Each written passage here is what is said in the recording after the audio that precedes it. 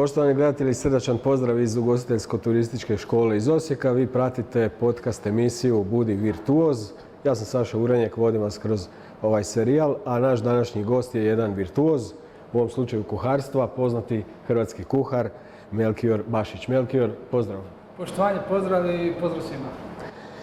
Možda na početku razgovora poznata ste osoba, zanimljiva medijima, ali možda da se kratko predstavite ipak u par rečenica. Ja sam Melchior Bašić, zanimanje kuhar, samo srednja stručna sprema točnije da budem i plus stažiranja malo vani i nekakve, ajmo reći, ekstra škole sam, ajmo reći, kao edukacije završio.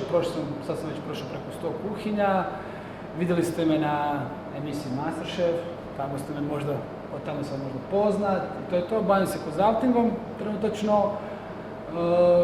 Ja sam šef, executive šef, korporativni šef, tako to su na neki način titule koje sam prošao do sada, tako da imam malo iskustva, počeo sam raditi sa 18 godina, čim sam školu završio, išao sam šljakat i to je to, do dan danas. Odlično. Negdje sam pročitao da ste u kuharstvu od malih nogu uz oca upoznali, ali da je on malte ne bio i protiv toga da se vi tim bavite. Da, to ste dobro proguglali. Da. Da, to je istina. Prvo, tata mi je kuhar, to jest mi smo zapravo, to jest ja sam iz obitelji ugostitelja. Mama je konobar po profesiji, tata je kuhar, tako su se oni upoznali zapravo. A u međuvremenu imam mlađi brat isto kuhar i ja sam kuhar. Tako da, ajmo reći, to je tak.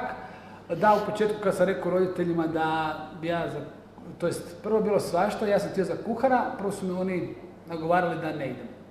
Da idem možda za hotelijera, za nešto, za ovo, išla mi matematika, dobro kemija mi je išla, dobro crtanje mi je išlo, dobro svašta mi je išlo. Dobro, da, osim hrvatskog i engleskog, tu sam malo štekao, ali dobro, to je tak, niko nije savršen, to je tak. Probali su me odgovoriti, ali oni su vidjeli da sam ja dosta uporan, jer sam ja već u 7. osnovnom znao zapravo da ću ići za kuhara. I oni su probali kao cijeli 7. razred me odgovoriti da ne idem za to, ali na kraju već kad su vidjeli da ja to hoću, onda su mi rekli, dobro, sad ćemo te onda mi educirati, mi ćemo ti birati gdje ćeš ići na praksu, i proći ćeš svi to nešto, kao bit će mi teško, zato što će mi dosta upregnuti da kao budem što bolje. Eto, i to je tako krenulo. To je možda dobro sito i rešeto, ali možda da se još vratimo na to voliti posao. Da. Voli posao bez obzira kojom se profesijom baviš, pa će onda doći rezultat. Točno tako. Ja smatram da bilo koja profesija, znači bio stolar, tokar, bravar, znači bilo što, konobar, barmen, ne znam još, prodavač, bilo što. Znači bilo što, smatram da budete majstor u svom zanimanju i da će vam super. Mislim da bit će vam puno lakše, ćete više uživati u životu. Znam da tu mi je tata rekao, tu mi je jedan gospodin rekao, isto koji je bravar u Njemačkoj. Kao sam čuo bravar u Njemačkoj, kako to funkcionira, onda mi je rekao, fuli, isto taj gospodin jedan, kaže, budi majstor svog zanata i neće ti ništa faliti u životu. I to je to. Kad pogledate Njemačku, oni su svi ajmo reći, na malim djelatnostima, ajmo reći, svi su na neki način svoje gazde tamo, puno malih firma i svi tako funkcioniraju i lijepo žive, mislim da zašto ne bi ovdje lijepo. Da. No, da bi se bilo majstor u svom zanatu, treba puno raditi, treba steći to znanje, jel? Da. Smatram da od samog početka, mislim, bilo koju školu da završite, vi dobijete neko znanje u školi, ali kad uđete u profesionalni svijet, reći, ja ću uzeti na svom primjeru kuharstvo, nije isto. Meni je bilo najteže se prebaciti, na primjer, uvijek sam išao u školu na praksu. I dok sam išao u školu praksa, bilo je okej. I onda sam prestao, završio školu i trebao sam početi raditi. A meni je u glavi bio mentalitet kao da sam još na praksi. Nije više isto. To znači mladi moraju se raznati. Znači vi ste sad na neki način plaćeni da radite. Znate, to ovako malo ružno izgleda, ali nije. Vi ste na neki način zaposlenik. I sve, ja sam imao sreće, ali mislim da je to sad, da su većinom takve sad svi vlasnici, imaju jako puno razumijevanje za mlade, znači na neki način u početku vam pružaju znanje. Da znači kad dođete na posao vi ne znate ni di šta stoji, ni kako se šta kuha tamo i onda oni imaju jako puno strpljenja sa vama. Ja sam imao sreće da sam moj bivši gazda, vlasnik Miro Bjonić imao jako puno razumijevanja sa mnom i dosta je ulagao u mene, znači dosta je pričao sa mnom, pokušamo na neki način usmjeriti. Tata me doma isto usmjeravao kad sam mislio pa zašto ja ne mogu ovo, zašto ne mogu ovo, zašto je to ovako. Gledaj, mladci, uči se. Mislim da dok si mlad, što je prednost dok si mlad? Što imaš vremena za skupljati znanje. Kasnije kad dođemo u malo starije godine, više teško je onda više skupljati znanje. Ovako dok si mlad, meni je bilo super. Znači ja kad sam počeo raditi, meni je bila plaća 2300 kuna. Znači to je ono, ali sam znao da ću dobiti znanje. I samo zato jer sam smatrao da ako imam dovoljno znanja, onda ću uspjeti. I poanta je samo znanje. I zato smatram da znanje služi za dijeljenje, iskreno. Vratit ćemo se još malo na to. Samo još da pitam, znači, kad ste stjecali to znanje, to je sad već nekih 100-tinjak objekata raznih po Hrvatskoj, nešto kuhinja, nešto i u inozemstvu, u Bordeauxu, to je neka Michelinova zvjezdica. Kak je bilo tamo? Šta ste tamo naučili? Tamo se naučio više. Tamo zapravo u kuhinjama je jako specifično raditi. Tamo sam shvatio da svi jako puno poštuju namirnice. Znači sa čime god da radite, jako puno poštujete. Bila to mrkva, celer ili komad neke ribe ili kavijar. Znači i onu ciklu svi jako puno poštuju. Znači to je, prvo sam shvatio da treba imati poštovanje prema namirnicama, da su gosti na prvom mjestu, da su zapravo, mi smo uslužna djelatnost i na neki način gosti su uvijek na prvom mjestu. I uvijek kad primaš gosta, primaš ga kao u svoj dom. Znači doslovno mu daješ ono sve ko da ti on dođe doma i ko da mu daš ono sve. Tak se gost treba osjećati na neki način. I naučio sam ono V-chef, zapravo u kuhinjama se vani koliko smo skužili, to jest ja kad sam sa svojim bratom i prijateljima stažirao, malo je drugačije nego ovdje. Na primjer u kuhinjama dok smo stažirali, užasno je velika buka u pripremi, kad se radi priprema, znači prije ručka, radiš pripremu od 9 do 12. Točno od 9 do 11:30, zato što u 11:30 je kao gablec prije servisa. Znači ne staješ, to svi radu maksimalnim kapacitetom, puno buke, svi pričaju jel se stiže, jel ovo ono. Odradimo, krene servis, muk u kuhinji. Samo čuješ više, da šef. To je to, šef kaže, svi kažu da šef i samo rade. I to je to, znači cijeli servis prođe tiho, završi servis, opet krene buka, priprema šta nam fali, šta ovo, šta ono i to ide tako. To sam naučio. Kod nas je većina možda malo kontra u Hrvatskoj, da je buka prilikom servisa, a tamo nije, zato što tamo svako zna svoj zadatak i samo očekuje se od svih da odgovore da šefe. I to je to. Znači nemam šefe. Znači šef ne prihvaća nemam, zato što si ima svoje vrijeme za pripremu. Znači Ivan je svako zadužen za svoju stanicu. Znači ti si zadužen za predjela, ti pripremaš sva predjela. Znači moraš sve pripremiti. I u 11:30 ti trebaš biti spreman. Ako ne stižeš, trebaš reći prije da ti šef da nekog na tvoju stanicu da ti pomogne. Da se stigne. Da, ali u 11:30 treba biti sve spremno. Sve. Nema ono, ja nisam stigao, mislio sam da će mi biti dovoljno. Ne, jedanput sam radio, jedan dečko je rekao jedanput, mislio sam da će mi biti dosta. Na kraju smo nas trojica, nas dvoje smo mu išli pomagati da ga iščupamo i Bog mu šefu nije bilo drago. Kad usporedite ta iskustva i znanje koje ste tamo stekli, dijeljenje ovdje, kakva je kod nas situacija i rado to činite, koliko sam shvatio? Da, rado dijelim znanje. Mislim, velika razlika sada je prije. Prije u kuhinjama si mora krasti znanje, to se tako kaže. Znači, stari majstori su na neki način skrivali šta rade i onda si ti ko mlađi, to mi je tata pričao, si morao krasti sa strane, malo stalno gledat šta on radi, šta je stavio umak, šta je ovo, kakve kosti za peku, kako ovo. To je tako bilo prije. A danas je mislim svugdje, u kuhinjama, di god da dođeš radit, doslovno ti svi ovako pružaju znanje. Znači, doslovno ti kažu kako se šta radi, svi ti ovako dijele i ja smatram da je to jako bitno. Zato što ako želimo da, primjer, uzmemo hrvatska kuhinja, ako želimo da napreduje, moramo dijeliti. Znači, svako krene negdje i krene, ajmo reći, tehnikama, krene napred i doći u nekom periodu gdje će reći, ok, sad sam se razvio, sad ja moram svoje znanje predati nekom drugom mlađem koji će nastaviti. Ako ćemo se razvijati. Jer ako ćemo samo skrivati, staće taj lanac i hrvatsko kuharstvo se neće razvijati. Zato ja smatram da trebamo svima prenositi ono. Ja ću stati negdje i nadam se da će neko poslije mene to nastaviti. Evo, to je iskreno tako mislim. Odlično. Kuharstvo je dosta široka priča. Imate vi neke svoje specijalnosti? Ne, nemam. Ja volim tehnike samo. To volim. Nemam specijalnost da je sad azijska ili nešto. Ja sam većinom se radio kao konzultant i većinom u kompanijama hotelskim. I tamo dosta moraš biti onako dosta multi. Ajmo to tako reći, ne samo hladna kuhinja ili toplo, nego moraš i pašte, moram i deserte znati, moram i jednostavno i snekove raditi, i finger foode, i doslovno sam morao široko to raditi. Mora se znati kako se radi u hotelu sa 5 zvjezdica, mora se malo naučiti azijske kuhinje, malo francuske, malo talijanske. Mora sam dosta se razvijati. Najviše mi pomoglo tehnike, to mi je fora zapravo najviše. Najviše volim tehnika, nešto skužim neku novu tehniku i onda je hoću prenijeti nekom. To je tehnika pripremanja? Tehnika pripremanja, znači ne da ja sad kažem to je, nego tehnika, baš ono tehnički, kako ćemo rezati, kako ćemo nekakvo povrće izrezati, šta ćemo s njim napraviti i zašto ćemo ga kuhati. I onda ćemo ga šokirati, zašto ćemo ga šokirati i kako ćemo ga završavati. Primjer, sad ću reći primjer. Hoćete hrskavi pomfrit. Sa oštrim nožem ne možete dobiti hrskavi pomfrit, nego možete samo sa tupim nožem. Naprimjer, zašto?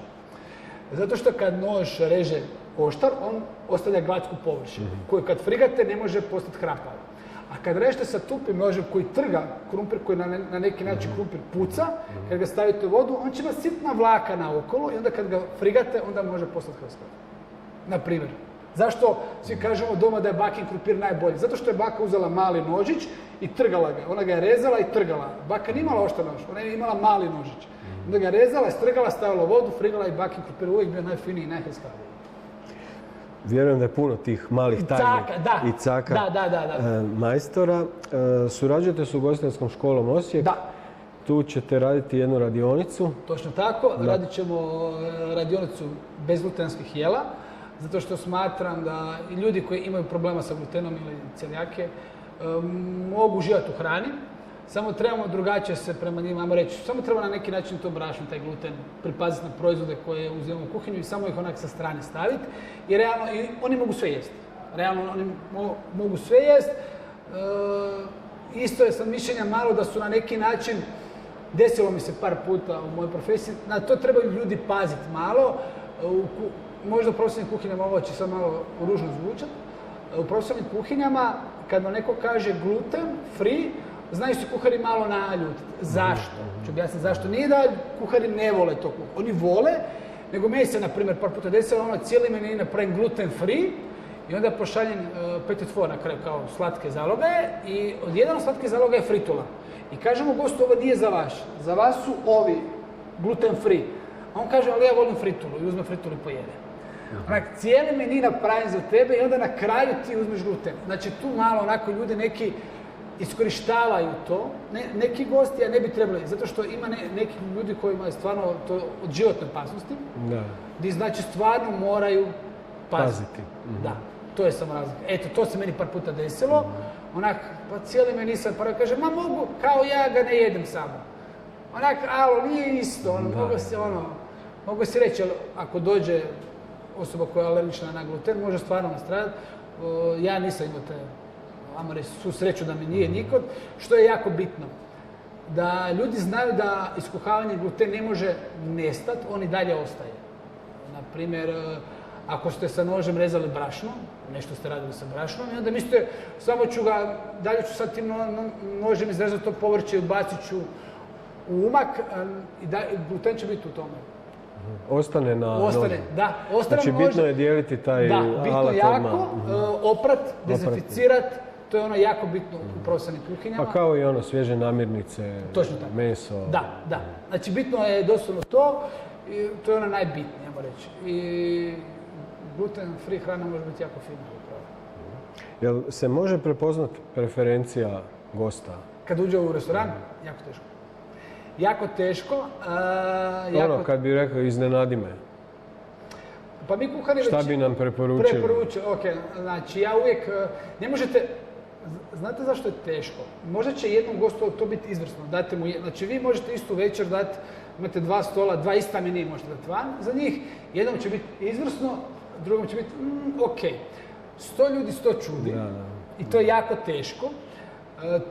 Dosta je jako teško udovoljiti. Zapravo uvijek kad primate gosta, uvijek pitate jel imate nešto što ne jedete, nešto što možda preferirate, barem nekakve smjernice da dobijete, da mu možete pogoditi i onda ga pitate usput di ste jeli, pa ako vidite da više naginje našoj domaćoj hrani, onda mora taj okus hrane ostati domaći. Ako vidite da voli francusku, da je bio po francuskoj, onda znači moram ta masti jela sa više maslaca onako moćnija jela napraviti, onda znaš da trebaš ići u tom smjeru. Znači malo treba onak ispitat gosta šta voli, ovo ono, di ste gostovali, kao di ste jeli, ovo ono, i onda možete takav dobiti smjer. To je iskreno moje mišljenje i znajte ono, kad isto neko pita koji ti je najdraži kuhar, kao, ko ti najbolje kuha?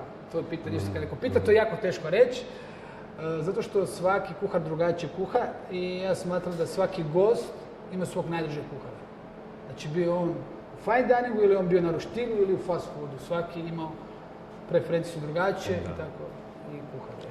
Ajmo se malo prebaciti na tu kuharsku scenu u onom radnom smislu. Znači, svjedoci smo toga da mnogi restorani traže kuhare, što po društvenim mrežama, što po medijima, oglasima, pogotovo kad je sezona, Jadran, ovo. I imamo neko dojam da tih kuhara nema dovoljno. Je li to zaista tako ili su to samo neki? Ne, stvarno. I što činiti, što je vaše mišljenje da se tome stane na kraj, odnosno da to problem se riješi? Živa istina znači da fali kuhara. Fali kuhara, fali ljudi koji vole i to sve. Šta činiti? Činiti tako da znači, idete na edukacije, primjer koji ide u Osijeku školu, možete napraviti neki ljudi možda koji ne mogu više naći posao u svojoj struci koji su radili do neki dani, a vole kuhat, mogu napraviti prekvalifikaciju. Isto. Bez obzira na godine? Bez obzira na godine. Znači, to je ono najbitnije. Ja realno sam tek počeo kuhati kako se spada sa 24 godine. Znači, onih 6 godina prije, nešto sam laganini. Tek sam sad 24 počeo. Tako da mislim, ja znam evo prijatelje, kada pogledaš, znači godine stvarno nisu mjerilo. Znači, ako neko se osjeća mlad i da voli to kuhati i može to raditi, dapače. Znači nikad nije kasno? Nikad. Da je to, onda Damir Tomljanović nikad ne bi bio u žiriju Masterchefu. On je najstariji, kaj ćemo reći. Nije. Ili pogledajte Ivicu koji je isto bio u Masterchefu. Stari gospodin došao je, on ima svoj stil kuhanja, ali smo mu pomogli malo da on to promijeni. I on je učio, znači na njemu se vidi razvoj. Tada mislim stvarno da godinama, znači godine nikad nije kasno, kad god poželite, nikad nije kasno. Znači ta cijeloživotna naobrazba ima smisla? Ima i smatram da je super. Evo, još čak imate ovdje u Osijeku. Da. Vratimo se sad još malo na društvene mreže. Znači tu ste aktivni, pratite, pripadate tim generacijama. Šta mislite, šta činiti da mladi tu profesiju, taj poziv i kroz društvene mreže i općenito, ono što rekli prije, stari kuhari su možda nisu dali tajne, nisu htjeli dijeliti znanje i tako dalje, ali mi koji dugo pamtimo, sjećamo se da baš i kuhar, izuzev nekih vrhunskih, i nije bilo tako popularno zanimanje. Ne, nije. Ne znam, i otac je bio vaš pa... Ne, znači prije je bilo samo, ja znam ono, prije je to bilo zanimanje onako, nekad se to ovako rekao, najlošiji učenici su išli za kuhara. Znači to je tak bilo. A to baš nije lagan posao? Nije lagan. Znam, jer moj tata nije uprimljen u umjetnost u koju je htio. I onda prva škola koja je bila, usput je bila Frakopanska u Zagrebu i ušao unutra za kuhara. Tako da isto je to. Šta da kažemo iz toga? Znači, internet služi za znanje, za dijeljenje znanja jako puno. Znam, evo, na primjer, sad je to puno lakše. Prije par godina, možda ako uzmete prije 10 godina, nije uopće bilo toliko recepata po internetu. Znači danas trebate bilo koji recept, možete upisati, naći ga. Naravno, uvijek postoji ti neki detalji gdje morate sami otkriti kako to napraviti. Ja znam, na primjer, evo, zadnji set koji sam radio u Masterchefu je bila ona kugla staklena. I svugdje sam našao na internetu ohladiti do 120 stupnjeva šećer. Ja sam ohladio 120, uvijek se probušalo mi je plastiku. Onda sam shvatio, gledaj, nešto ne štima, treba ne ide, treba ići niža temperatura i na kraju temperatura je između 100 i 110. Ponekad kad ćete naći recept na internetu, uvijek postoji. Da. Možda je na tom tržištu ta temperatura ok, jer možda njihova plastična folija je deblja nego naša. To moramo uzeti u obzir. Možda je puno izdržljivija. Znači uvijek treba se na neki način primijeniti. Ali mijenja se znači situacija. Mijenja se. Postaje to zanimanje sve više cool, Popularno, emisije služu, svakakvi dokumentarci isto ima. Super je zanimanje, mislim, svima ću reći što se tiče kuharstva. Super je za kuhara ako volite. Znači, prvenstveno morate voliti to, morate voliti i morate biti spremni učiti. A zapravo morate učiti cijeli život. Dan danas ja učim i smatram da ako ćete se dignuti jedan dan i reći sebi ja sam sve naučio, da ste zapravo stali. Znači, cijeli život morate učiti, svaki dan morate nešto novo naučiti na neki način. Eto, to je moje mišljenje. Posla naravno ima, to uvijek još smo turistički. Zarada dobra? Zarada je dobra, ali morate biti strpljivi. To je jako bitno. Ne može preko noći doći, prvo morate skupiti znanje, dobro se educirati, stažirati, educirati, volontirati, neki možda posao prihvatiti koji nije plaćen, ali vidite svoj napredak zbog njihove kuhinje, njihove tehnike, njihovog CV-a možda isto i to. I s time da bi jednu stvar bih samo zamolio kuhare, nemojte zaboraviti od kud ste došli. Zašto kažem od kud ste došli? Zato što koji god stranog kuhara pitajte Francuza koja je najbolja kuhinja, francuska, koja je Italijana, talijanska. Znači svi kažu uvijek svoju.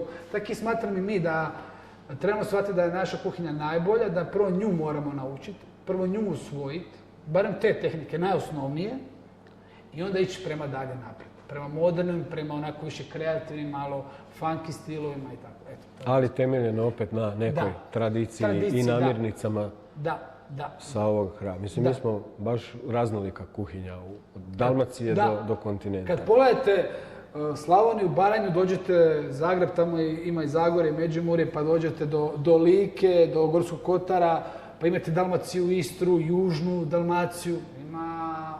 Od ribe do bureka.